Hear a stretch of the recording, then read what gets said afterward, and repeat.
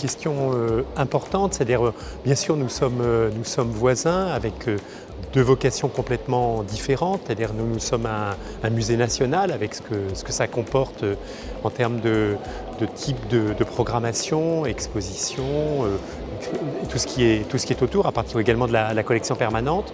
La Villa Méditerranée, c'est historiquement défini comme un lieu de réflexion et d'échange sur la Méditerranée. Donc je crois qu'on a, comme on dit, tout pour s'entendre.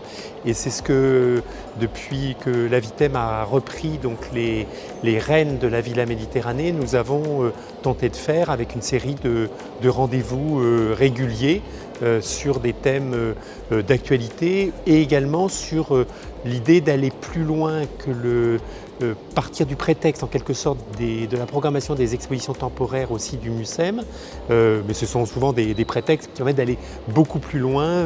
On a une expo en ce moment sur qui s'appelle J'aime les panoramas et le débat du 17 novembre donc, qui est consacré à beaucoup d'autres choses que ce qui est présenté dans l'exposition, qui est cette idée du panorama urbain, du panorama humain, qui est donc le sujet de la conférence. Donc l'idée d'aller plus loin, de donner au public, au pluriel, des instruments de référence et d'analyse des grandes questions contemporaines, cela dit modestement bien sûr, parce que ce sont des sujets qui sont beaucoup plus vastes souvent que ce qu'un débat, fût-il riche et animé, est capable de donner. Voilà le sens de nos échanges. Il y a beaucoup d'autres choses qui sont menées en commun par la Villa Méditerranée et le MUCEM. Je pense en particulier au grand rendez-vous cinématographique qui est celui du FI de Marseille, le grand festival de Marseille, qui est presque maintenant, j'allais dire, chez lui